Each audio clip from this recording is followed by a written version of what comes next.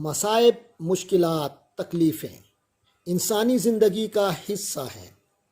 انسان کو اپنی زندگی میں ان کا سامنا کرنا پڑتا ہے تو اس کے لیے ان سے خلاصی کے لیے کوئی نہ کوئی رستہ تلاش کرتا ہے۔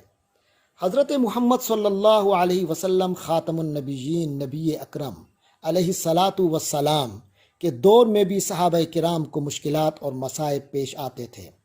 اس موقع پر وہ نبی پاک صلی اللہ علیہ وسلم کی طرف رجوع کرتے تھے، آپ انہیں اس کا کوئی حل بتاتے تھے۔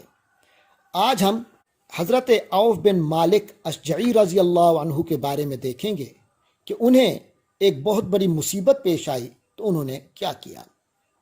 حضرت عبداللہ ابن عباس رضی اللہ عنہما سے روایت ہے کہ عوف بن مالک اشجعی رضی اللہ عنہ رسول اللہ صلی اللہ علیہ وسلم کی خدمت میں حاضر ہوئے اور عرض کی کہ میرے لڑکے سالم کو دشمن گرفتار کر کے لے گئے ہیں، اس کی ماں سخت پریشان ہے، مجھے کیا کرنا چاہیے؟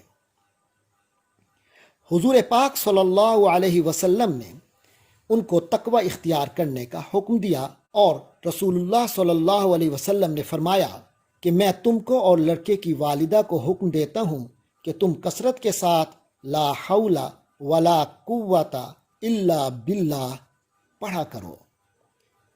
ان دونوں نے حکم کی تعمیل کی، کثرت سے یہ کلمہ پڑھنے لگے۔ اس کا اثر یہ ہوا کہ جن دشمنوں نے لڑکے کو قید کر رکھا تھا وہ کسی روز ذرا غافل ہوئے، لڑکا کسی طرح ان کی قید سے نکل گیا اور ان کا ایک اونٹ اس کو مل گیا، اس پر سوار ہوا اور دوسرے کئی اونٹوں کو بھی ساتھ لگایا، سب کو لے کر ہنکا کر لایا، سب کو لے کر والد کے پاس پہنچ گیا۔ اس لڑکے کے والد یعنی حضرت عوف بن مالک اشجعی یہ خبر لے کر حضرت صلی اللہ علیہ وسلم کی خدمت میں حاضر ہوئے اور سوال کیا کہ یہ اونٹ بکریاں جو میرا لڑکا ساتھ لے آیا ہے، کیا یہ ہمارے لیے جائز اور حلال ہیں یا نہیں؟ اس موقع پر قرآن مجید کا یہ حصہ نازل ہوا۔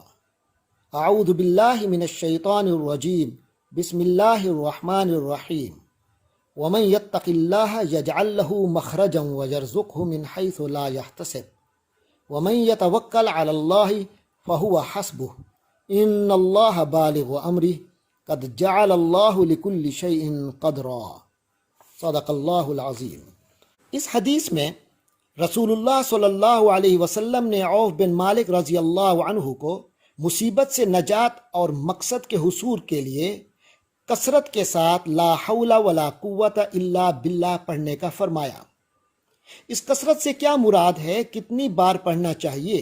اس حوالے سے حضرت مجدد الف ثانی علیہ الرحمت کے ایک فرمان سے ہمیں مقدار معلوم ہوتی ہے۔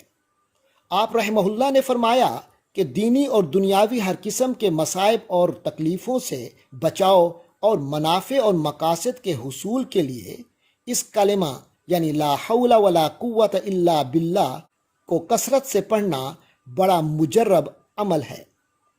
اور اس کثرت کی مقدار کے بارے میں آپ نے بتلایا کہ روزانہ 500 مرتبہ یہ کلمہ لا حول ولا قوت الا باللہ پڑھا کرے اور 100 مرتبہ درود شریف اس کے اول اور آخر میں پڑھ کر اپنے مقصد کے لیے دعا کیا کرے۔